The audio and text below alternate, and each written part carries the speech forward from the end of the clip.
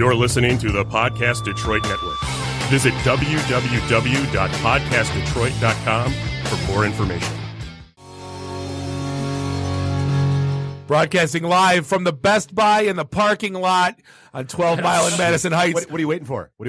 Everything. We'll talk about it later. It's the one and only IT and the D Show. This is episode 274. We have a treat today. It's a pre-Thanksgiving episode, but we have Foster Braun in the house. We're going to be talking, he's been the host of the Internet Advisor for about 20 years. We're going to be talking about what the hell all that was like. Also what life is like. Why all of us young whippersnappers suck. And why, yeah. We're not even, you damn Gen Xers. And why you should just take that dot matrix printer back to the store. But we're very much looking forward to this conversation. But you know what? Incidents happen. Thankfully, Ops Genie empowers dev and ops teams to plan for service disruptions and stay in control during incidents. It also gives teams the power to respond quickly and efficiently to unplanned issues. And it helps notify all the right people through smart combination of scheduling and escalation paths. With Ops Genie, your next incident doesn't stand a chance. Visit opsgenie.com to sign up and get a free company account and add 5 team members. That's opsgenie.com, opsgenie.com. Never miss a critical alert again with Ops Genie. Dave, Very cool. You may fire when ready. You're listening to the Podcast Detroit Network. Visit www.podcastdetroit.com for more information. Following program is intended for mature audiences. I'm Wyatt, that's Gary, you're Bob, and you're Dave. This is the IT and the D Show. This is Max Headroom, and what you're about to witness is one of the most sinister-sounding intros to a trailer to one of the greatest epics ever. This is Billy D. Williams. Bob and Dave and I are enjoying a Colt 45 right now. And remember, IT in the D, it works every time. Where do you guys think you are? The Library of Congress? Detroit? Beyond the sun? Any of those right? Take him to Detroit. No, not Detroit.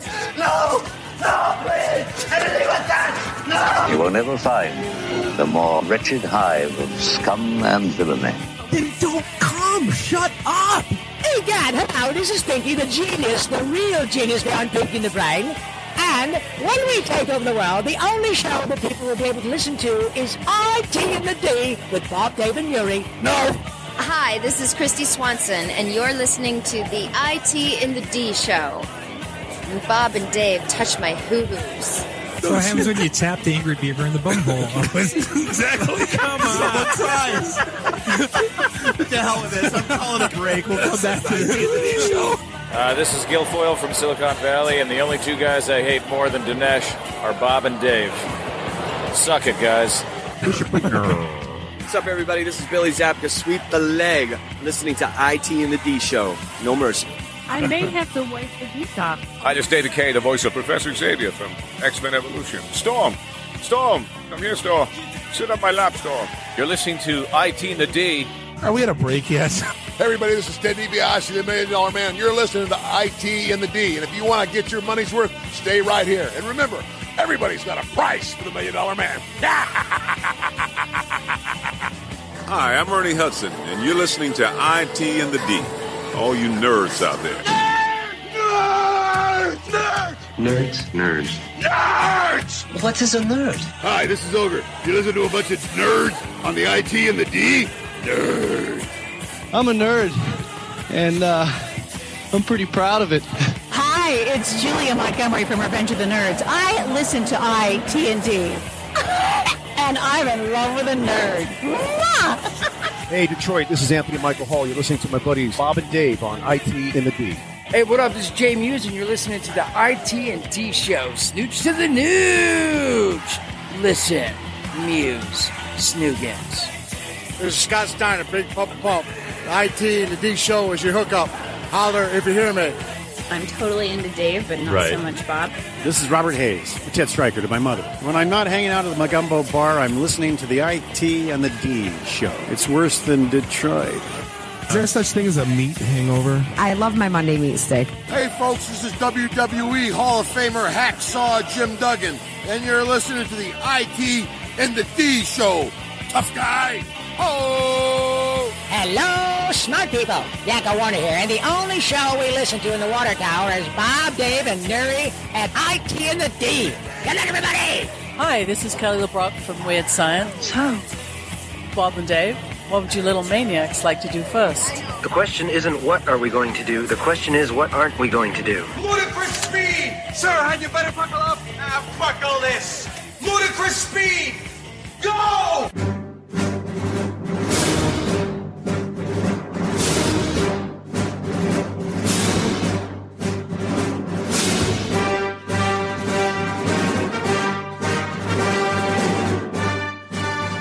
What is up? Thanks for hanging out with us. I am number 4 in line. I got my eye on this Alexa-enabled Bluetooth toaster that you can't have. This is the IT and the D Show, episode 274, broadcasting. You know, we're here in the studio. We're live, Studio One. You know where we are. Podcast Detroit in beautiful Royal Oak, Michigan. Bob the sales guy, Dave the geek, Nuri the FNG, Randy, I do the Twitters. Find us online, itinthed.com. Do us a favor. Give us a like on the socials and subscribe to us everywhere fine podcasts are sold. Hey, so finally, there is a cloud platform built for you and your business. DigitalOcean offers the simplest, most developer-friendly cloud hosting solution. It's optimized to meet your needs and make managing infrastructure easy. Plus, DigitalOcean makes it easy to deploy, manage, and scale applications with an intuitive control panel and an API designed for developers. So you can spend more time building great things and less time managing your infrastructure. No wonder DigitalOcean is the preferred cloud platform of hundreds of thousands of innovative companies, including Docker, GitLab, and Slack. Join them, along with 150,000 other businesses that are already creating amazing things on DigitalOcean to get the infrastructure services you need to grow, from predictable pricing through flexible configurations to industry-leading customer support. Get started with a free $100 credit towards your first project and experience everything the platform has to offer, like cloud firewalls, real-time monitoring and alerts, global data centers, object storage, and the best support anywhere. Here's how. Go to do.co. That's do.co/IT in the D to claim your credit today.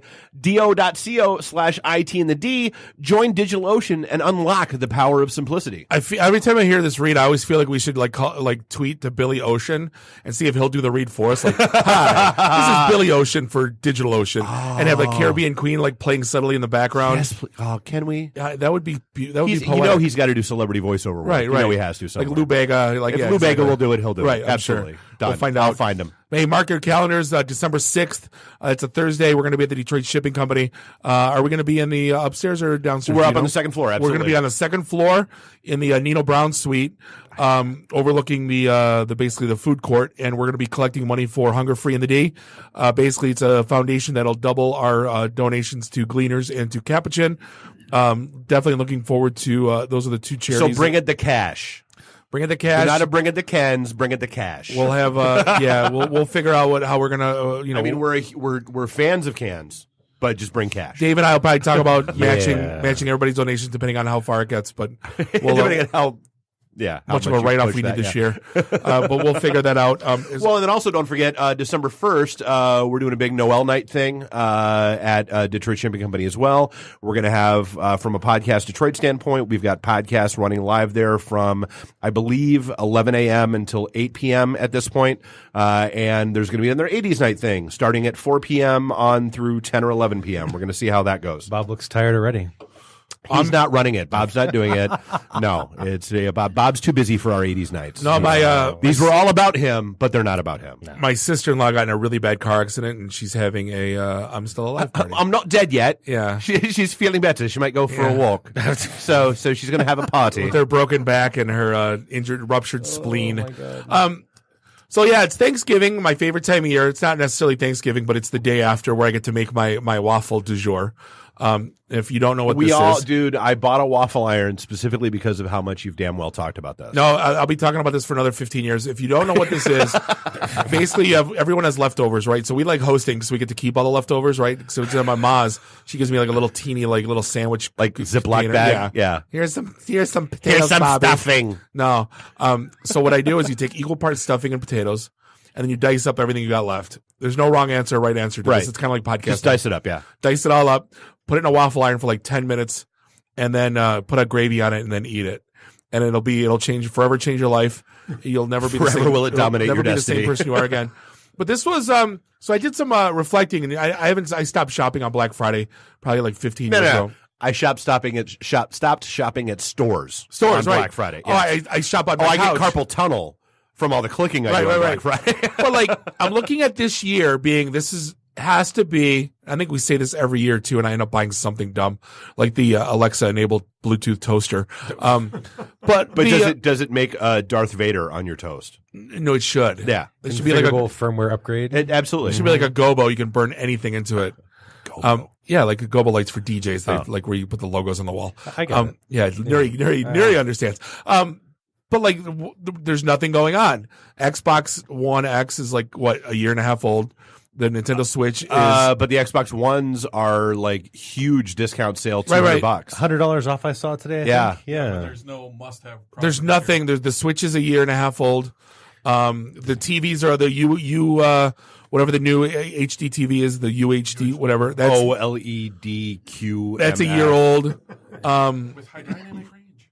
There's really. You don't want a pressure cooker because everybody blows up their kitchen. There's nothing I want. Instant pots are amazing. But no. There's still no must-have product, right? I'm not going to stand in line for anything this year. There's not. That's why I don't understand. We haven't heard any stories yet about people camping because I think everybody kind of gets. What is there? Somebody they don't have to. All the sales are going on now. We've been talking about this for 2 weeks. My inbox has been flooded. My Facebook feed has been insane with every Black Friday, like pre-Black Friday deal that's already going on. What the hell's going to be left for Black Friday? And I think I understand, like, that people have to understand that the TVs that they stand in line for at Target and Best Buy and Meijer and all that, those are the ones with like one HDMI port and like nothing. They're the knockoffs they specifically make for that day that do not have all the inputs you think they're stripped out. They're one letter off from the model that you've been having your eye on for the last year. A UN, it's a UK. But you know what I bet? Right. The videos on YouTube are going to be glorious of the riots for people grabbing onto anything that's in the center aisle at Walmart. And then other people fighting for it. And I saw I think the best meme I saw today was, if you're going to be a decent person, and you're going to be a good person, at least turn your phone horizontally when you're filming Black Friday fights. And if it's vertical, you got to yell "World Star." I think that's the caveat. You got to yell "World Star" if it's vertical. But no, there's nothing. There's not even even for the kids. Like, I think I'm going to buy my daughter. I think I'm going to buy my daughter a bird. Like, that's how. That's how scooter? No, or like a physical bird, an actual yeah. Oh yeah. Oh please buy your daughter a parrot, please. I'm thinking she gets a small one. No, please buy your daughter, please. It's going to be on the third floor anyway. Teach that thing. No. Say such horrible things. It's going to be on the third floor. You're not allowed up there. Didn't even Amazon come out with a toy catalog this year, a printed one, which is interesting because I think Toys R Us did one every year, but now Toys R Us is no more. Well, but they're coming back as Jeffrey's Closet or something like that. There were places where people were throwing like illegal raves at right now. Well, they are. You know what I got a catalog for? Tipsy Elves. What the? Like a catalog, like mailed it to like the old not a big one like JCPenney. Is that a strip club? Ugly Sweater Company. Yeah, like from Shark Tank. Where you bought your moose sweater from, isn't it? I bought something there. You absolutely did. Oh my god! So this happened. I got to talk about this. It's not Christmas without Bob's humping moose sweater. My humping deer onesie and my centaur claws sweater.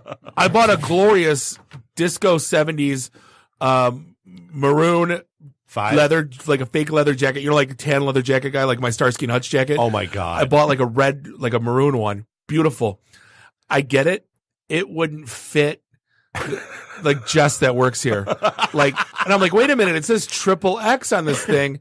And then I email them and they go, it's not in inches, it's in centimeters. It's in Asian sizes. Yeah, which was the thing I learned this year. That's just the Chinese my size. kids' costumes, yeah. I said, then don't advertise in the US. I go, because I looked, I go, Thai guy. Yeah. No, it is. Oh yeah, no, it triple X on a dude that's 5'2", 80 pounds is a little different than a triple X on Bob. Right. And I was like, so I'm trying to I gave it to my wife and like she put it on and it was like a little bit big for her. I'm like, are you kidding me? This thing almost fits you. And I go, dude. Yeah, it was $50. I was drunk when I bought it. So, but I mean, still. Duh. I know. As soon as you said maroon jacket. It looked so damn cool though. All right. Anyway, what's going on? So I hate this phrase, but like we talk about them all the time. And I is we work too big to fail. was one of the big stories that came out this week, where they've got they literally control so much, but like we've talked about it, like they have so much debt. They have why haven't they collapsed yet? And it's literally because if they do, all of the landlords across the country will go bankrupt. They say that they're the largest tenant in New York, London, and Washington. Yeah. So they reported they lost $1.2 billion, right? With the first 9 months of the year, but they also said they got SoftBank. They got a $3 billion loan from SoftBank that pushed their valuation. That came out like the day after the story. Yeah, that pushed their valuation to $42 billion. So okay, but wait a minute. What's Target's valuation? No, here's my question. How does this work? So the venture capital company that has already invested in them invests more in them to try to protect their interest and protect their investment, and that makes their value go up. Well, how does that work? Somebody believes in them, Dave. It's all about what they invest. It's not about the revenue. I mean, Shark Tank yesterday, there was someone that had $50,000 in revenue, and they got like a $20 million valuation. The other people invested in, so like that's sign us up. We're on Shark Tank tomorrow. Sign us up. Oh yeah, podcast accessories, $20 million. You don't understand with the reach we have. Like, it's a bullshit factory. The whole thing is a giant bullshit factory. And like I said, we talked about the next bubble, and it's going to be this, but it's not going to impact the economy because it's these investment banks that are going to go poo-poo because but they're how overvaluating these ridiculously stupid companies. Right, but but how much are they invested elsewhere that will have a ripple effect into things we actually give a shit about? That's the issue. Well, I mean, whenever the tech stocks tank, the entire market goes down. Right. Like we've had that like several times in the last couple of weeks. So I don't know. I got nothing. What does it control? It said it controls 15.5 million square feet globally. Yeah. 335 locations in 24 countries. Hey, Bob, you want the biggest non-surprise of the entire effing week? What? Guess where Amazon picked for their new headquarters? Oh, Austin and Nashville? No. Newsflash. Cincinnati and Pittsburgh? What wasn't Detroit? No, we talked about this with the stupid New York City. Go with our gut. And Crystal City, Virginia. Right. We talked about this because, we're going to go with our gut after all these cities poured millions of dollars into, please, Jeff Bezos, please. And their gut is apparently where they already have offices. Well, we're going to go with our gut. A shaka. No, but then here's the thing. New York's coming out saying, screw you. So apparently Amazon was going around shopping. That was that whole tour. Of course they were. Which, like any good company does, they're like, okay, what do you got for me? And what do you have that I can use to leverage where I actually want to be? Right. And they give them like, hey, you're not going to pay taxes for 5 years. Yeah, you know how much that was? $3 billion in tax concessions. Well, no, but that's tax. But if they didn't go there, the tax money wouldn't be coming in. So I don't like. There's argument 2 and 4, and I understand. Like, you're not writing a check. You're giving the most valuable company in the entire world $3 billion off their tax bill to come to your city. If it means they employ 50,000 people and then they spend money in the city and they buy shit, and you can look at it a lot of different ways. Right? It's a bum deal. Skeptical, Davis. Skeptical. But if they didn't, someone else would, and then they'd be somewhere else. Right? Yeah. I mean, that's why they went on tour. Does New York City need it though? Arguably, no. People are leaving because their taxes are so high, which makes me kind of laugh. Right? So, like, I left New York City because I couldn't afford my rent. Like, I get it. Right. I don't know, but we all figured that's right. I mean, there's more money now in Virginia than there is in Silicon Valley. So go where the money's at. Exactly. We have been waiting for this. We have prayed for this, and now there's another good reason for it. Bob, driverless cars will lead to more sex in cars. It's stupid. The exact phrase was, they will become brothels on wheels, Bob. All right. I'm just envisioning a day in my life, and like, okay, let's go to Chicago, babe. Hey, baby, right. you drive stick? No, yeah. Do you want to whammo and wank? No, let's go to Chicago on Friday morning and see family, and then all of a sudden, car's driving itself, and I got the paper out. And hey, while we're back here, hey, babe, like really, no. Never, like even in the back of a limo, never. No, really, back of a limo. No, I think 60% of Americans have had sex in their car before. So, like this, I just recreate the Charlie Sheen, Christy Swanson, the chase. What was it? Kevin Costner and the super crazy chick in No Way Out, Sean Young, in the limo driving around. I have no idea. It's worth watching. You know what article pissed me off? I forgot to tie it in with the Black Article Friday 7? talk. No, if they can't. So like, here's the thing. It's become now where I have to go on my app to leave the house to do anything I want. Black Friday, there's a thing going on in Miami right now. Oh, screw these people. Called My Park. And basically what happens is it's a big metal barricade pops up. And All right, you can save your spot. It's not that big. Well, you can't park there if it's up. I'm curious because they said it was plastic. It looks like an upside down U. Right. Pops up. If you don't care about your oil pan. Or can I get on just kick that shit over? Like put on my ass kicking boots and kick it over a few times and Well, you got to go on your app and then you reserve that spot. Like let's say it's Somerset and you pay $5, which why don't you valet anyway if you're going to?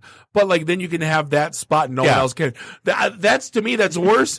Have you seen the people that stand in the spot and say they're saving it for so and so? It's coming down the like. No, if you're standing in that, you get the hell out of the way. I'm parking here.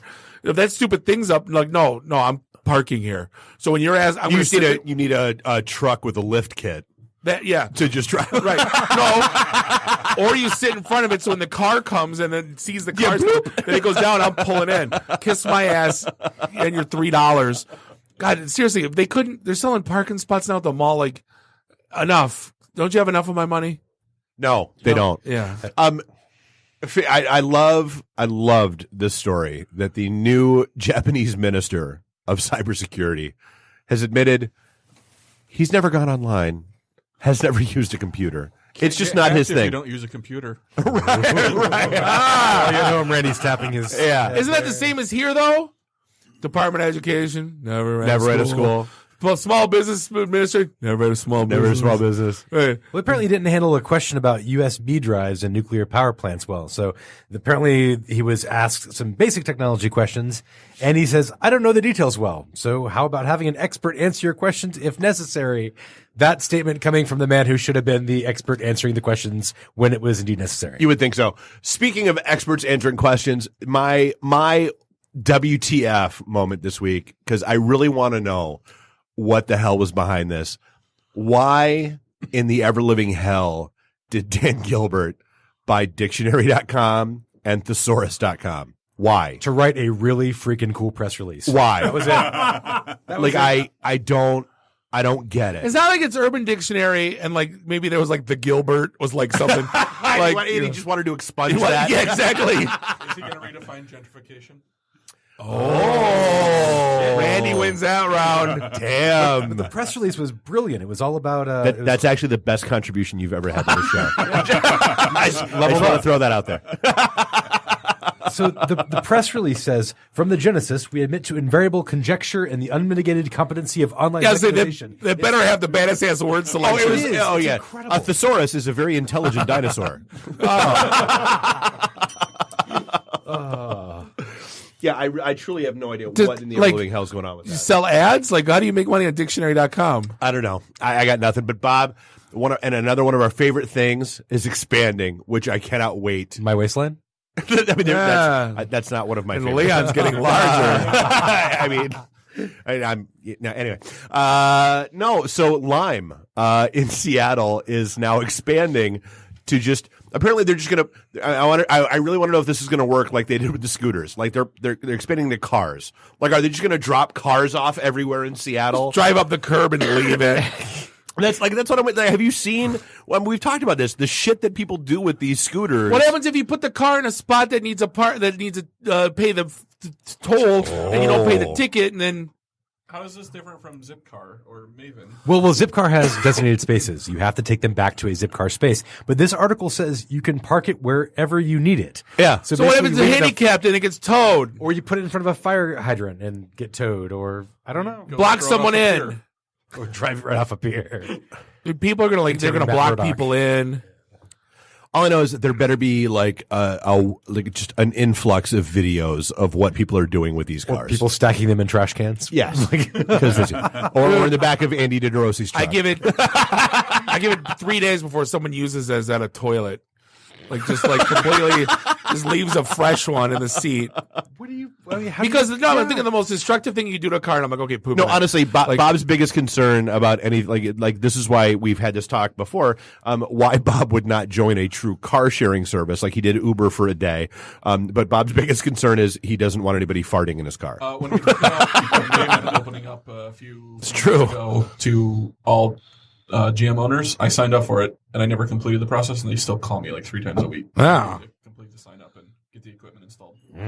No, but like again, they haven't thought this thing through. There's got to be a Lime parking lot. They got to have Lime drop-offs because otherwise it's going to be a huge toilet show, and I want no part of it.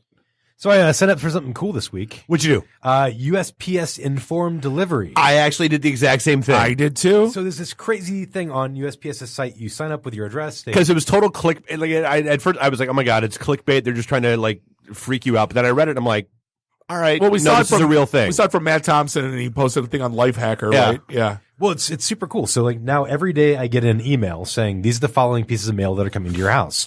So I know that if I have a credit card coming in an envelope, I know basically just a picture of my mail as it's processing through the system. Why they told you should sign up for it is because apparently the Secret Service has sent an internal alert saying that criminals are basically doing this. So then they now know it's coming to your house. So I'm signing up for 1600 Pennsylvania Avenue, You've got Washington, 30 D.C. people living at your house. Can they all sign up, or is it It's just you get everybody's mail? one per house, and you there are see only everybody's 5 people living at my house. Thank you, Andy. But yes, well, I see their mail anyway because it comes through my damn door. Like, I get it. But this is actually a really cool service. So sign up for it. Always know what's coming from USPS.com. Sign up. It's like I feel like this is like the first really cool, good thing the Postal Service has come up with in a long, long time. May I do a public service announcement? By all means. I did this a long time ago, and I didn't use my account for 6 months. They disabled it, and I went to reset my password. Sorry, you need to call us. There's no phone number. There's no email. There's no website for resetting the password. So if you sign up for this account, you got to use it at least every 6 months. Otherwise, you're hosed. All right. Well, Well, thanks, Debbie Downer. You'll thank me later. Or say, I wish I had listened. True. So I'm this one again the whole driverless car thing. Apparently Waymo is launching a driverless Uber. It's the Johnny Cab from Total Recall. It is a driverless Uber service. No, it is. No, I'm just saying I'm not going to use it. Oh, I'm like no, but it is. No, I thought you were arguing with me. And it's going to operate within 100 miles around the city of Phoenix. And it's a thing. Like I feel like it would be better adopted if they actually had the Johnny Cab driver in the front. I think it's brilliant. I mean, there's so many times where I get off a plane and I don't want to speak to my Uber driver who is very intimately like interested in where I just came from. Have you guys watched? Oh, that's the best. Don't say it. Don't say it. Don't say it. Don't say it. So how long have you been driving for Uber? Love that meme. But have you been watching the? I do that constantly. I got stuck in a wormhole watching Uber bad passenger videos. And like people trying to pile like 7 people in the car, and the Uber driver's like, "No, dude, I can only fit 4." Then they get in a big fight. Like what? Oh yeah, that never even dawned on me. I'm gonna. Damn it! There's a guy. No, there's a guy in Grand Rapids that has a beard. He produces it. They're very I'm sorry, well done. a guy in Grand Rapids with a beard. No, they puts out these videos. In other news, water is wet in the Central right Yeah, exactly. I heard he loves craft beer. And he Right, go figure, yeah. Wears ironic T-shirts. But like, no, I wonder if like there's nobody in the car. And, like you can pile in like 13 people. Like what? Like any rules of like? Do they have a panic button in there? Like what happens if your Waymo starts freaking out and you like hit a button? And are you connected to a person? And can they actually do anything? I want to see when I'm getting an accident. I just want to see what happens. What Like, happens if the robot decides it's your turn to die? oh. Or if it becomes the depressed robot from Hitchhiker's Guide and wants to just run off a cliff. I guess. Let's go to a shipping Is it container. Marvin? Marvin, yes. Or I think it's interesting. Yeah, or it puts you in a shipping container and sends you off to China. Right. It's interesting how they're going to start this program, though. Like, there have been a group of families who have been doing this for a while, but they've been under NDAs. So basically, Google is releasing them from their NDAs, and they're going to allow them to snap selfies. post And now they can Instagram, talk about how great it friends, is. and it's just going to spread like wildfire. Absolutely brilliant strategy. But like, what? Okay, I can just see now, like right away. You're gonna put 12 people like a clown car. Everyone's gonna have their ass hanging out the windows. Like nothing's what doesn't stop you from doing anything. Like nothing can stop you from doing anything. Like again, poop in the front seat. Who's gonna stop you? The guy nobody's driving. Like Bob, you should talk to somebody about your pooping thing. no, I'm just again. What's the worst thing you do in a driverless car? It's poop, a thing. Poop in the front seat. Like what do you again? Leave a McDonald's hamburger under the front seat. Right. When I was at eat Taco Bell, and I leave fish. I leave. No, I get Taco Bell, and you get the lettuce goes and the cheese goes everywhere, like shit's everywhere. Then who cleans it? Why then I do gotta you- get in a car with freaking What are you sauce. doing eating Taco Bell while you're driving? That's like the I'm not worst just- driving food ever. Johnny Cab's driving. I'm not driving. Can you get the Johnny Cab to go through a Taco Bell for you? I don't. Maybe that's a great question. Busy in the back seat having sex and eating Taco Bell. And eating Taco Yes. All right. Well, like whenever people leave stuff for people, kind of like the book exchange at the neighborhood. Like now there's like a Porn elves. right. You can leave like a hustler Right. Underneath. Then there's a cup full of Taco Bell sauce, like different And napkins. Right. Or a kilo of drugs. Wow. I feel like Foster is so judging us right now. No, but I think people are gonna. You don't think people are thinking the same thing right now? Going, I want to rent with these suckers, and I want to freaking poop in the front seat. And I want to see what happens. But like, seriously, I would give money to understand the population and the percentage of the population that's I want to poop in it. Like, no, just like the messy car. Like who cleans it? Where's it go? Round trip flight to Phoenix, 248. I feel like let's do a one-off, dude. We'll bring the remote. We'll bring the Zoom. We'll send Biggie from Detroit Cast. and he'll poop in the front seat. Right, He absolutely will. and see what happens. Hold in your poop for 2 days. We're gonna fill you full of Subway, and then you're gonna eat Taco Bell before you get there. Yeah. All right. Hey, we're gonna take it. No. Before we go to break, Robinhood is an investing app that lets you buy and sell stocks, ETFs, options, and cryptos, all commission-free. So even if you are a stock market newcomer, you can invest for the first time with true confidence. While other brokerages charge up to $10 for every trade, Robinhood doesn't charge commission fees, which means you can trade stocks and keep all your profits. And with a clear design and easy-to-understand charts and market data, Robinhood lets you place a trade on your smartphone in just 4 taps. Or if you're on the web, you can view stock collections like the 100 most popular, as well as sectors like entertainment, social media, and more curated categories like female CEOs. I know if you are somebody new to stock markets or cryptos or ETFs, getting in is not easy. It's confusing. Dude, and I'm not gonna lie, like their app is super slick, super easy to use. I mean, like I'm not. Like my brain it just does not get that world. But so like this, like with, like it says, the different categories and that kind of stuff, being able to click around and figure out, all right, you know what? Here's an odd demographic that I care about. Go. Show me what you got, and then let's play. Canadian marijuana stocks? I did not search for that, but I might have to. or perhaps Michigan. Now that's passed, I'm Thanks, just saying. Michigan. Well, Robinhood is giving listeners a free stock like Apple, Ford, or Sprint to help build your portfolio. Sign up now at itandthed.robinhood.com. That's itandthed.robinhood.com. It's pretty freaking cool. Go give it a look. Speaking of Robin from the rich and giving to the poor, we're going to be back in segment 2 with that was the worst I know. segue. That was the point. It was supposed to be bad. You could have said, "Did you say hey Blinken?" No, I wasn't going to go Men in Tights reference, but we're going to be joined with the man with the golden voice, Foster Braun. Very much looking forward to this. This is the IT in the D show, and we'll be right back. IT in the D. Read, meet, listen. Networking Detroit, one beer at a time. Hey, this is John Schneider from Nip Tuck Smallville, the haves and the have-nots. Oh, Dr. Quinn, Hot in Cleveland, Secret Life of the American Teenager, and just about everything you can possibly imagine. And oh yeah, the Dukes of Hazzard. You're listening to Bob and Dave. It's the IT in the D show. ITinthed.com. Welcome back. Thanks for hanging out with us. This is episode 274 of the IT and the D show, broadcasting live here in Studio 1 in Podcast Detroit. Beautiful Royal Oak, Michigan. Bob the Sales Guy, Dave the Geek, Mary the FNG, Randy, I do the Twitters. Find us online, itandthed.com. You want to know why? Because we are IT and the D. And You skeevy bastards, you're still not, but aside from that, so today's episode is sponsored by Lenovo for Business. Like anyone in IT knows, your job's not easy. From managing users and use cases to testing out new products, software, hardware, and more, there's no end to optimizing your office.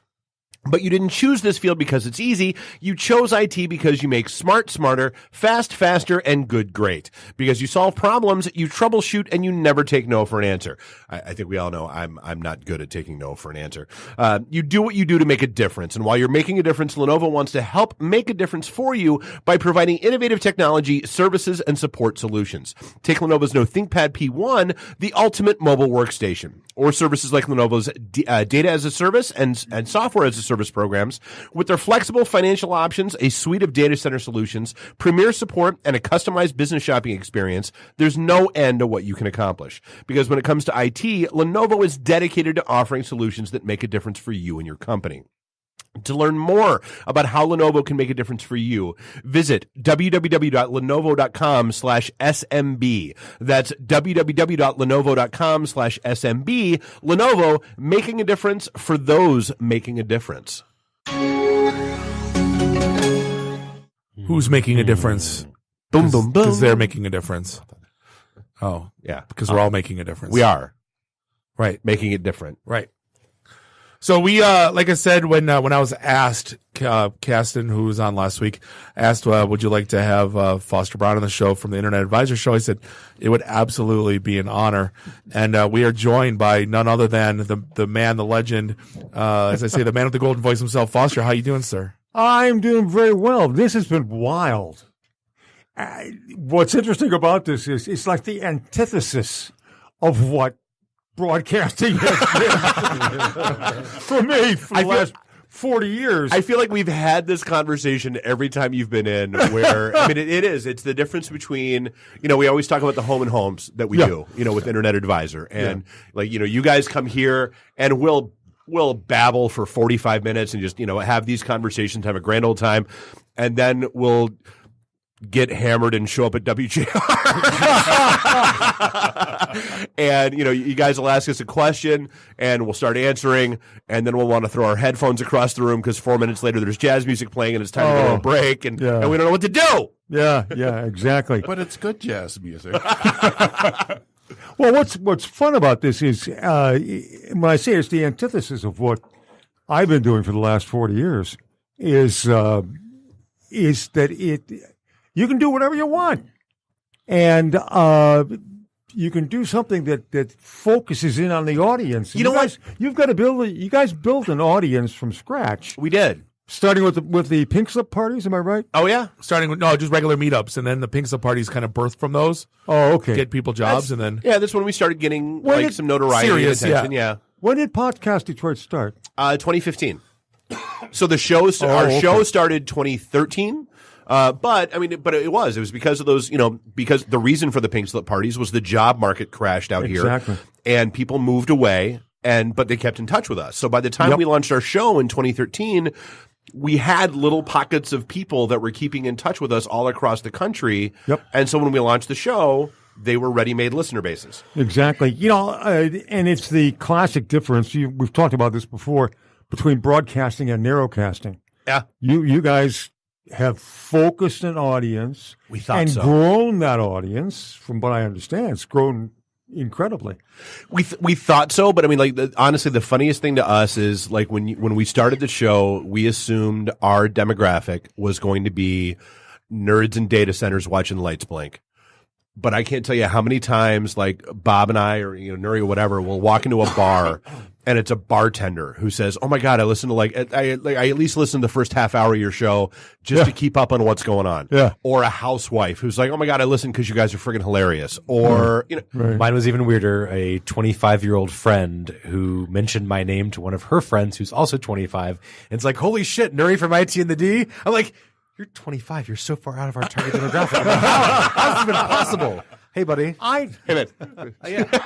No, but if you look at Foster, if you look at what's going on here, the show that preceded us in this studio, they talk about sneakers for 2 hours.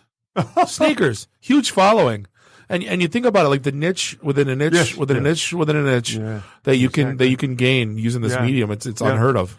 Yeah, and you deliver an audience very precisely in that sense. And broadcasting otherwise has been kind of, there's what were the age? Nielsen, I think, was one of the ones that Nielsen and Arbitron. Yeah. And Arbitron, right? Exactly. And to be very honest, they were just kind of guesses, good guesses. Oh, it's all extrapolation. No, did you ever get a Nielsen book? Yep. It's the most ridiculous. Like they gave me one for TV, and I go, wait a minute. I flipped the TV station all day on Saturday. You mean to tell me I'm supposed to jot down every 2 minutes what I had on? Like, and then so you write down garbage, like what I will watch the most, and that becomes like the rating for the show. Like, wait a minute. Yeah, I know it's. Well, it's the same thing with Arbitron. Like, they mail stuff out and whatever, and they hope whatever stuff comes back. Exactly. Then they extrapolate out from there. Exactly. So it's a completely different principle or way of doing business, if you will.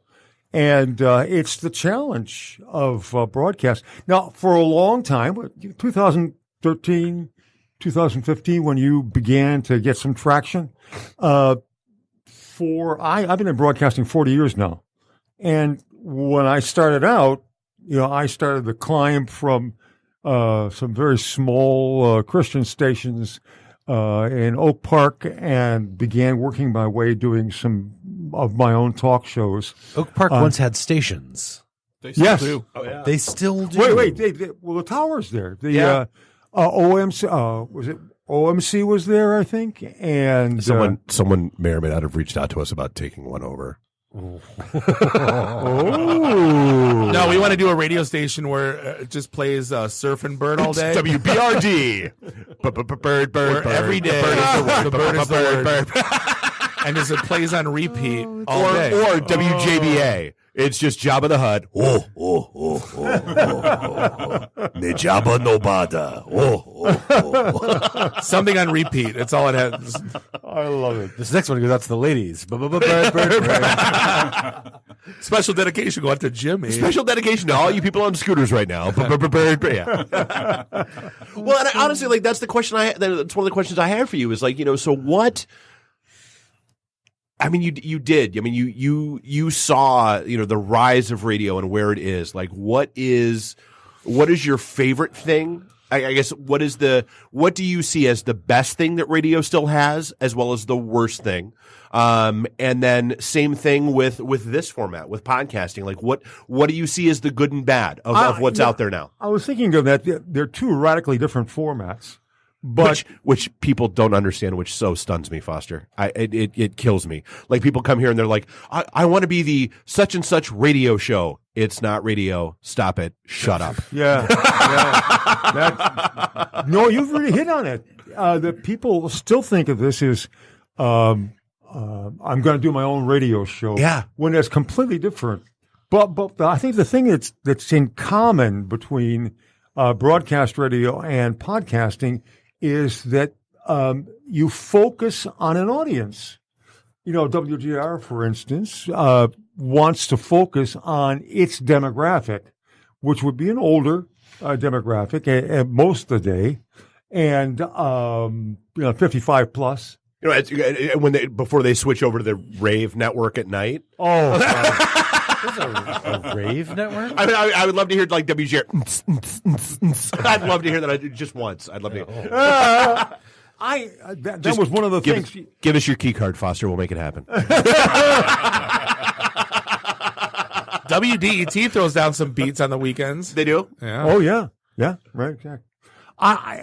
DET is kind of a hybrid in some ways between podcasting and traditional broadcast radio. It's all as public radio. Well, it's always kind of served that purpose. And that's why I never tell anyone there's a wrong answer in podcasting, because people love the NPR. Hello and welcome to. Well, God, we're going to be talking about. You know what I mean? Yeah. Oh, yeah. The New York Times recorded it in here a couple weeks back for the New York Times, their daily show. And it was funny because it wasn't like it was for the Michael Barbaro show that he does, but it wasn't him that was here. And so I have to listen. Like I want to hear the audio quality of how our stuff compares up to theirs, and I don't get it. I don't. He's got Such a dude, like the what was that? The SNL podcast awards thing that was hilarious. It was hilarious. That was the potties. Yeah. Was dude, they nailed his tone, inflection, all that stuff. So like I don't get it, but it works for people, so okay. Oh, well that's broadcasting versus podcasting, but the common element is trying to reach a focused group of people. As I said, for instance, with JR, it would be an older God help me, it'd be an older group of people. And with you guys, you started out with, Nuria, what were you saying in terms of demographics? Like 2025 was one that was shocking to me. But well, like I said, I mean, we thought it was going to be like nerds in data centers watching blinking lights. That's literally our survey we did was 25 to 34, and it was 55 men, 45 women that answered. That we got like 1,000 responses, which is adequate enough. Women listen to us. I know, dude. Seriously. Yeah. Hey, ladies, this one goes out to you. Bird. Oh my goodness. Anyway, so each one of us is trying to service, the audience that we feel we can best serve, communicate to. I think that's the key, is that you want to communicate to a certain group of people, and that's what you've been doing. But see, now, you used a very specific word. No, you used a very specific word there, and that's like I want to dive in on that because I think that's missing a lot. It's serving. It's because so much of this, and I don't care if it's whether it's radio or podcasting or anything else, so much of getting out there has become an ego play. That it's not about serving an industry, or it's not about serving a demographic. It's about look at me, look at me. Yep. We've said it before in terms of, of podcasting. It's kind of an ego play. Look at, as you said, look at me, look what I can do, and while that serves a certain purpose, on the other hand, I don't know. Will that eventually dry up when the audience and its interest dries up? Well, I'll give a perfect example to it. Mike Valeni from The Ticket, the afternoon drive guy, he started a podcast, and he said, "Why'd you do it?" Because there's crap that they won't let me say that I need to say. And it's kind of so that when I was servicing, it's almost like radio. You're beholden to servicing your advertisers. Well, and you have FCC rules and guidelines. When podcasting, we're serving like our audience, and the advertisers just happen to come along for the ride. Yep. Yeah, for good, bad, or indifferent. They know what they're getting into. But they're beholden to their advertisers. Like if an advertiser of ours like trying to sway our content, like get the hell out of here. Right? But in radio, it's kind of like you kind of have to. Yeah. And radio has also changed for me in particular with Internet Advisor in that the last 3 years, so close to the last time that you guys were on with us. Yeah. From that point on, WJR has committed itself to sports broadcasting. So you have MSU, you've got the Detroit Lions, basketball, MSU basketball. That's their source of income, and that's kind of what they've committed to. So we haven't been live on WJR for a long time. Really? Well, 10 weeks. I beg your pardon. Wait. Thank you, Caston. Your long time and my long time might be a little different. It's all relative. No, what we was referring to is that we're on 6 months of the year where we have, in the past at least, been on for an hour. On Saturday. Wait, that was the whole thing. It was on live, and then you always had the extra segment that was the podcast and everything else that went out. Yeah. Yep, exactly.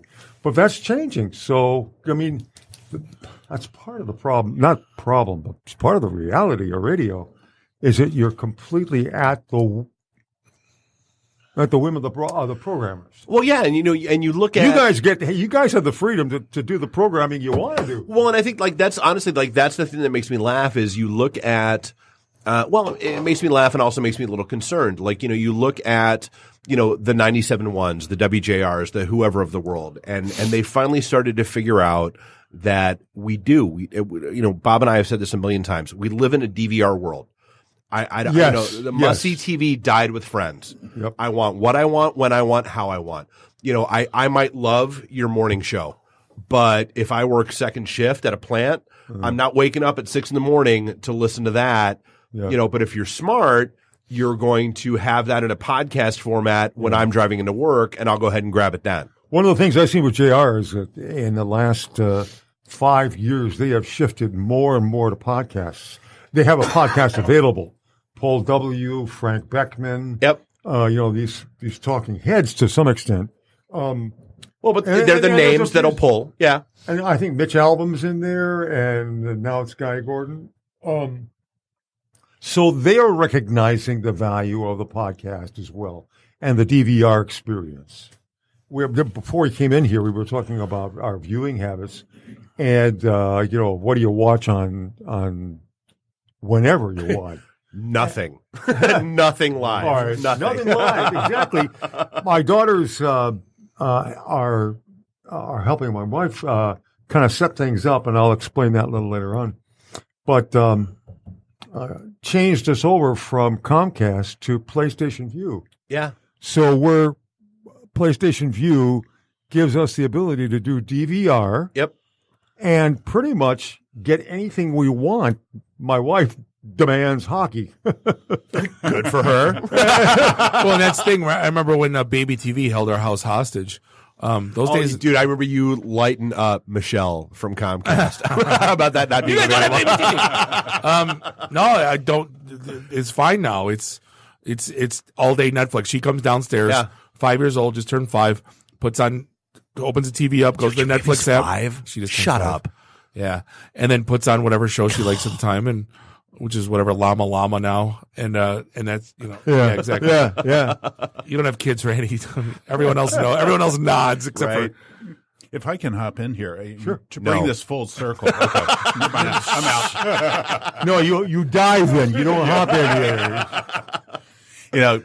To bring it full circle, we talked about the difference between podcast and radio. The thing that I think is similar and is never going to end, it's what gave Foster the staying power for 40 years or more, and it's what makes this show work. And that's one word: authenticity. Yeah. I've watched you guys do your show prep, and you don't go and say, "Oh, gee, are we going to do this story because it's what our audience might like?" No. It's what makes us laugh. It's what I want to talk about. It's what you want to talk about, and that draws people in. And as Foster's had his show, he's talked about what he's wanted to talk about, and I'm learning so much from him about that. If you're just yourself, that authenticity really draws people in, and that becomes your audience. What's the difference between scripted and completely natural conversation, right? I mean, we don't have a script. We have our stories, right, which usually 1 or 2 lines plus some stuff out of the article itself. Like, we talk about it because we're interested in it. It makes us giggle. It makes us passionate to talk about, right? And your best lines are very often the stuff that you never would have planned. No, I mean, honestly, the best thing I've heard, the best thing I heard came at 2 podcaster meetups ago, where somebody said, "You know what? Hey, listening to you guys is like being the 4th person at the high top table with the 3 of you." That at a bar, that's. Yeah. Game over. That's what I want. That's what I hope for. Yeah. I love that conversation. It's been fun watching how you're doing this because there's kind of a natural rhythm that works between, first of all, you two guys and then Nuri as well. Now, much more Nuri, by the way, since the last time you were on with me. It's kind of fun to see that going and very different flavors of input. Same thing with Caston. Now he's part of our program. As a matter of fact, he's kind of taking over from me because as of trying to take over. You ain't taking over. No, I ain't taking over. Those are some, yeah. There's no new Michael Hutchins. It's right. not NXS. Oh my God, Journey's playing? Oh no, it's not Steve Perry. Kiss my ass. Kind of ironically or interestingly, after our 20th anniversary, I've been dealing with cancer for the last 9 years, and it's finally gotten the better of me, and I'm in hospice right now, and hospice care at home, which is kind of cool. And I've been able to stay involved with the program to some extent, but I'm want to invest in Caston and the other guys. Gary Baker, of course, is on a boat somewhere off the coast of Florida. Yeah, exactly. Gary was the co-founder of the program with me, but he's as you said, somewhere off the coast. I hope that we can continue to create a new atmosphere for. We've talked about this before in terms of one of the other differences between broadcasting and what you're doing here is the speed with which things are changing. That is incredible. And it's insane. Yeah. Dude, it's you were talking about before, we were sitting out there about a company that wants to data. It's data that they're storing. And you were talking in terms of petabytes. Right. And you're talking about in terms of it's a project for work. Yeah. That's incredible. Yeah. What's a petabyte? Seriously, I mean, about $150 these days.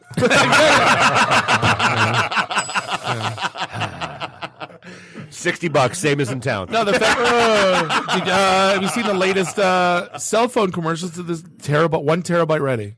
Oh yeah. Like, with 5G hooked up in a lot of cities, they're going to be able to push a lot of data through. Well, 5G is going to change. Like you're not going to need cable in the ground anymore. The whole thing's going to, there's a lot of people getting in line to try to jump on that bandwagon. Yeah. One of my passions has been to get it out into rural Michigan. I'm convinced that if we can get that technology out into places like a Gladwin or we missed Petoskey or one of the other whatever. We missed one of the articles. Elon Musk just got FCC approval to send up 7,500 satellites to basically encompass. I don't know if it's the U.S. or the globe. No, it's global. It's global, basically for broadband. Wow, fantastic. But isn't 5G? My understanding is it's you don't need any special cable to get to it. No, you're going to need a box in your house to grab it.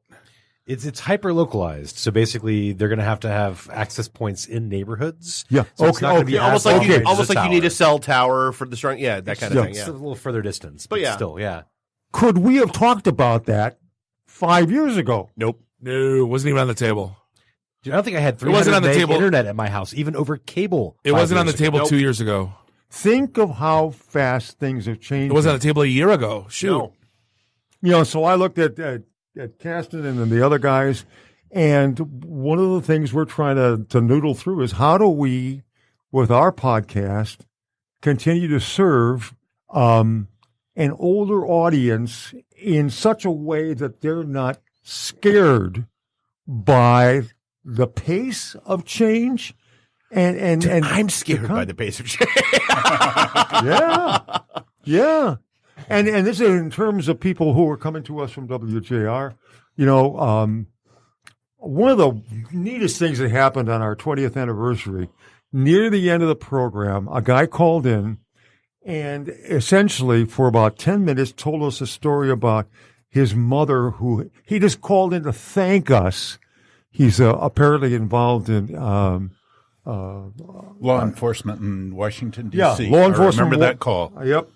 And he said, I just want to thank you for helping my mother overcome her fear of the internet. Dude, that's the best. I was going to say updating her driver. Say that 20 years of us was worth it. Yeah. Because that's what we've been trying to do. Here's the impact of that story. She was a nurse at Beaumont. That's and right. She was going to end her career because she did not want to work with the technology with coming in. Yep. By listening to our show, over years, she was at lunch with some girlfriends. Yeah. And they said, listen to the Internet Advisor. She got on, and in about 2 years, she became proficient, and she finished out to full retirement. And he said, that's the impact. It had a dollar and cents difference for her. Right. And I would like to be able to continue. That the guys would be able to continue to do that when I'm gone. and that the Internet Advisor would continue to be the kind of thing that translates the technology in such a way that people who would be frightened away by it are able to say, no, I can handle that. And then, Caston, with your concerns and your experience in security in particular, I think, because one of the things that freaks out older users is how insecure the net is. The people are there. It's what it was designed to be. That's the yes, word. yes. It's the good touch, bad touch. It was designed to be open and sharing. Exactly. But for older folks who are listening to this, it's like, good Lord, they're stealing my privacy from me. Well, yeah. I call my family every 3 or 4 months to remind them of all the new scams.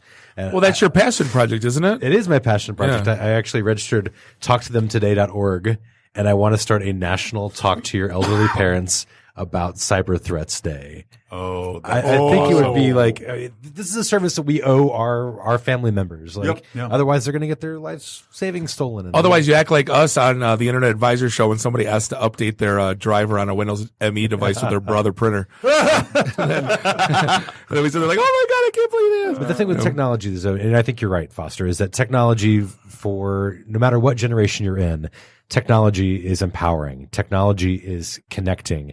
Technology helps us live better lives. Yep. And so by the Internet Advisor having the reach that it does and the target demographic, you're basically bringing this ability, this new skill, this life skill to people who may never have it or may never have, maybe they don't have kids that want to show them that kind of stuff. And you're really being that utility for them. And also some great voices to listen to. Well, I know, and the passion that you have for. Tell me again what the program was. Talktothemtoday.org is the domain that I registered. I love it, and I want to have a national. Make a note of that. Why have we not built that out yet? I want a national Talk to Your Parents Day about technology. So I love it. Yeah, because that's essentially what we've been doing for 20 years is talking to the parents. It all started out with my calling. Gary was the person in charge of my ISP at the time. And this is 20 years ago, but 1998, I was having terrible time staying connected on the online, and we discovered that the problem was squirrels. What? This is a real story. I mean, this is like the 30th time I've heard I'm it. the king of distraction. I'm the squirrel. Two little bushy acorn munchers. They apparently found there was something in the wiring that attracted them, and they would chew through cables. It's that pesky nut flavoring they were adding. Well, somebody said that at one point they were using peanut oil, apparently, which would not surprise me. Yeah. I thought that was just a joke. That was real. That was a good. Anyway, once we figured that out, and I forget what we did to make it work, but anyway, I was back on. I poured Tabasco sauce on every inch of cable between my house and the ISP. It's like putting sulfur in the gas line, right? Yeah. I had a little brush along the cable, putting Tabasco sauce out there. But anyway, that's how we began. It was a very simple, problematic kind of thing that we solved for us and for a lot of other people. But I love hearing that somebody else, with your guys' background and skill, I love that. I think this may be a good collaboration project between IT and the D and the Internet Advisor. The ultimate. It should project. Yeah. Yes. I love it. I'm over here waving, going, "Yep, we're doing that, Neri. We're in." So that's kind of as I fade away, these guys are going to be continuing with this, and I'm excited about it. Matter of fact, I think this Saturday we're getting together to talk about it. We better. I got the whole crew coming in. So would you have kept up technology if it wasn't for the show? I mean, was it like ingrained in your DNA that you were going to keep up with, be a techie? I tell you what's interesting about that, Bob. In 1995, my dad wrote me one of the few letters he ever wrote me, And part of that letter was, I wish I could be around to see to experience the changes that you're experiencing now with computers. He had started working at the Tank Command when it was punch cards and things like that in the late 80s. And so he was hooked on it. I think I inherited it. It was part of my DNA in that sense. And it's so when he died in 2000. So I was just the other day talking with my I have 3 grandsons who right now are in med school. And we happen to have a family gathering going. And I said, guys, technology is going to make your work, what you're doing, it's going to be a huge part of it. So pay attention to that as well. Micro miniaturization for, we're literally swallowing a pill for diagnostics. It's happening. Yeah, and 3D printing of pills. I mean, where we're going, there's a good side and bad side. I was just getting encouraged. So it's kind of interesting to me that in 95, Dad's saying to me, I wish I could be around for this. And then I'm here in 2018 saying to my grandsons, guys, pay attention to this. It's going to be huge and be such a big part of your medical training. Well, one of the guys is interested in biomechanics, like prosthetics is the word I'm looking for. I have another granddaughter who is working for one of the big companies in the area, prosthetic companies. And so, I'm seeing my grandchildren drawn into this whole world. And now I have friends that are 3D printing prosthetics on their 3D printers with free and open source designs. Isn't that incredible? It's amazing. So now the kids get to have an Iron Man arm. You think it was set up for children. Well, you think about it, instead of having this ridiculous looking, Well, this is true. The other day I was watching something on YouTube, I think it was, of some of the prosthetics that are out there where it allows you to grab something, to hold it and to manipulate it with your hand, and that's just simply wired then into your spine or, connected into your body, and that's it. And then they can make them light enough that you're not dragging some kind of Frankenstein arm around with you, but that it looks more and more like the arm that you lost or the leg that you lost. So does this stuff all surprise you? The tech that's today compared to what from 30? I couldn't have imagined that. One of my favorite things I've ever seen is in 1900, somebody drew all these postcards, almost images showing what life is going to be like in 100 years. And it was all these ridiculous, a blimp with wings and showing we're going to have flight and tanks and all this stuff. And some of it was ridiculous, but some of it was completely spot on, wireless communications was. Well, Tesla wasn't that his? I don't remember who wrote these cards or whatever, but the pictures and all that were, some of them, like I said, completely ridiculous, but a lot of them came to fruition. So what? Star Trek. Yeah, Star Trek and The Simpsons predict everything. Right. And 1984. Right. So what are the next 20 years going to be? I have no idea. But it's been a fun ride. I started out with very small radio stations, and I kind of the image of my analogy in my head is that when I got to WJR, I was climbing the mountain, and I started 96 on air doing overnights. Excuse me, filling in doing overnights with Kevin Joyce, and I love that. And then went from there, and I was doing the afternoon show. Then I got to do the show that Gary and I ended up making, the Internet Advising. So my trajectory has been from these small stations now to WJR, and I think even more exciting, into the world of podcasting. We've danced around this a lot. You touched on it briefly. Your cancer has come back. Yep. Damn it, Foster, we're gonna miss you, man. Oh, thanks, guys. Like I cannot tell you as much as I've thought about this over the past week. You've really been almost like a broadcasting godfather to us. We've always felt that we had to be better when you were here. Yeah. And when we were there.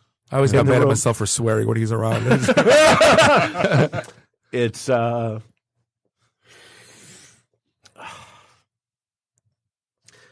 damn, I have never gotten choked up here before.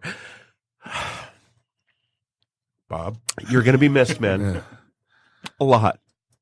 I guess the beautiful part of this is, knowing, I guess, how many people that, at least have listened to that that you've touched. I mean, you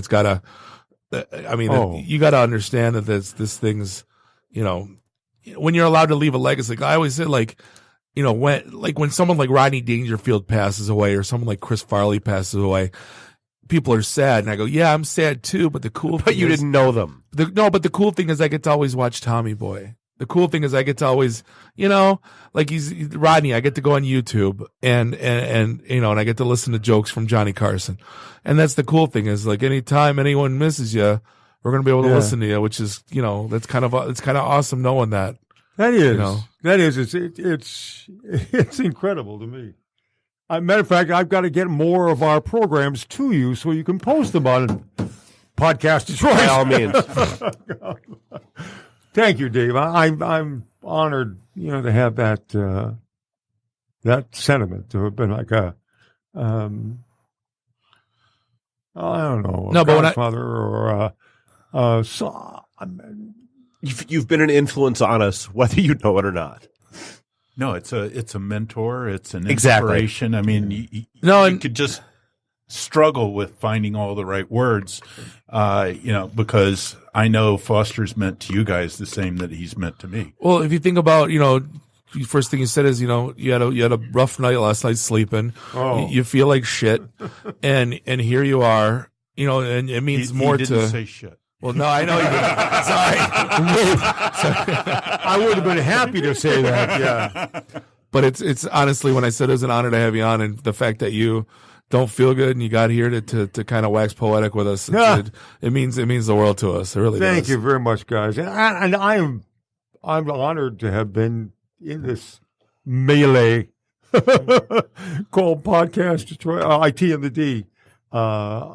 It's been just a pleasure. And to see the growth that has happened too. And the waistline growth or the... No, I'm just kidding. I feel like we've all had a little of that. Yeah. Thank you. Thank you, Dave. No, Bob. No, thank you. Yeah. No, we joke that's our running joke, but no, seriously, thank you. Seriously and I'm, there's a lot of people stand behind us when we say it too, but yeah, you've been influential on a lot of people in more ways than one. So yeah. Thanks, guys. I mean, I guess what do you want people to remember? Oh boy, that's a good question. I guess I have to say, as a Christian, Paul the Apostle said, "Death, be not proud. Death, where's your sting?" And so I don't look. Death is not that's not what I'm concerned about. I'm concerned about my wife and family and leaving them behind. Dang it. That's rough. But death, no, that's a liberation for me. But my wife, Jenny, has been such an incredible support to me. And so I get my chance to boo. May I have the tissues, please? Yeah. More. That's my concern. That's my big concern. I gotta say, guys, I will pass from from view and from memory at some point. And no, not from memory. Well, the neat thing is that there are people who are carrying on. The Navajo that have the whole saying that you're alive until the last person who speaks your name has died. Wow, that's cool. That's cool. So one of the things we did, and I'm trying to lighten up the mood here right now because we're all kind of. Jesus, thank you. We had a friend of the family, someone I've known since birth, passed away recently. And I went to fathead.com and I got a big head made of him. I asked the family if it was all right, and they said, yeah, it's hilarious. So now every time there's a family party or family get together, we all take a group shot, and someone has the fat head of Rob. And then, so now he's always there. You know what I mean? Fathead.com? Yeah. I'll have to so if you got a good high res picture, like just So there's going to be a fat head of Foster in this guy. Oh yeah, there's got to be. I'm sure your grandkids would have fun with it. And then if they that's it. If they ever go on vacation, they just pull a little fat head out. And, but to us, that always made us laugh, and that we always told a couple jokes. But again, like you said, spoke his name. Like it always comes up every time we, and it's not in a sad way. It's Rob would have fun and cheers. And, yeah. Well, you've got kids too. You know what it's like that you've got that heritage that you're passing on. Yeah. And I know, Dave, do you have kids? Yeah. Okay, then you guys know. Anybody else here? No. Going once, going twice? Well, not that Nuri knows of. Statistically, probably. Southeast Florida may have questions. Couple maybe in Peru. or possibly Peru. Or India, the Philippines. At the get-together last week, we talked about this, and, I've only been broadcasting with Foster for a year, but the impact that he's had on my life has just been tremendous. More than any other man other than my own father. I mean, it's just that inspiration, that mentor, and everything that he's meant to me. And what I told Foster, and I know it goes without saying for you guys, I'm going to carry forward his spirit in broadcasting, and he's going to be here as a part of all of us as you do the IT and the D, and as I embark on my podcasting with Podcast Detroit. And we're going to carry on his legacy. Yeah, we'll figure something out here of whether or not we put you on the Hall of Fame, on the Wall of Fame, or we name one of the studios after you. But we'll make sure the name goes. We'll make sure that this thing, that won't be forgotten. No, it is. I mean, it's seriously. You've always made us want to be better, and that's wonderful. That's rare. There are so few people. No, you don't. No, there are so few people whose opinions we give a shit about. At all. But when it comes to this, it was like, oh shit, either Foster's coming here or we're going there.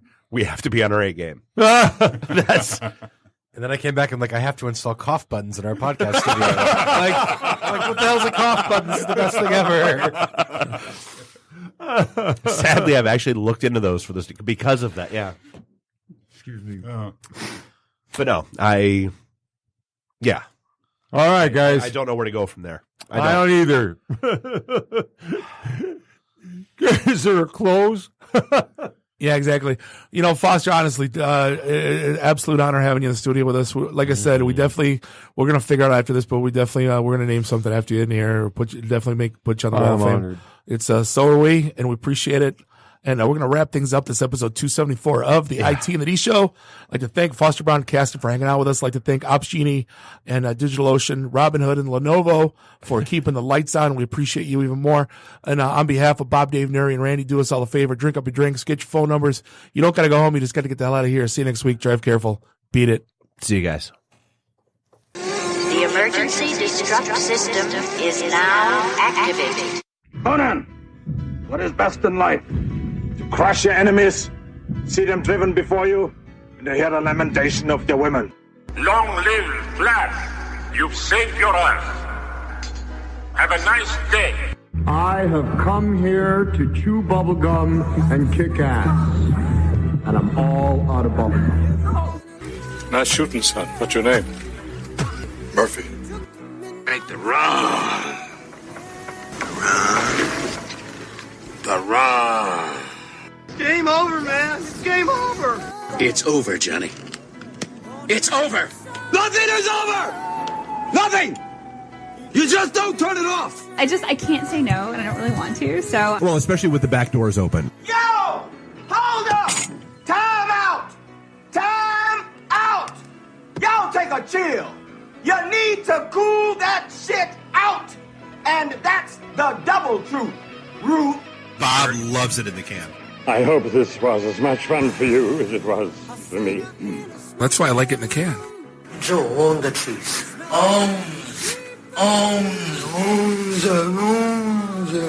Fear me. My job is to make sure this program is morally upright and cultural and wholesome. Shut up, Mimsy! Shut up, Mimsy! Shut up, Mimsy! Why would Buick put their cars next to the Bentleys? Why? That's not marketing. The alphabet. It's brilliant. Yeah, I can't take that position. That analogy sucks because it's right. Because you're getting your 8-track tuned up. Are we at a break yet?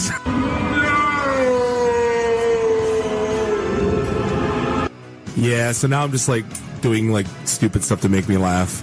Venture capital is not the end game. When are we going to talk about me? Jane, you ignorant slut. It's my show. I can say what I want. Kiss my ass, go home, unplug, get off the goddamn internet. You are everything that is wrong with the internet right now. You're so white right now. I'm the whitest guy in the room. Just explain it to me. I love this city. I was banging on the wang. Really? Should we talk about this? Tag team it. Should I keep going or should I stop? Can I just say, it's been great being on a show that talks about Mickey Rooney dying for 20 seconds and then poop for 10 minutes.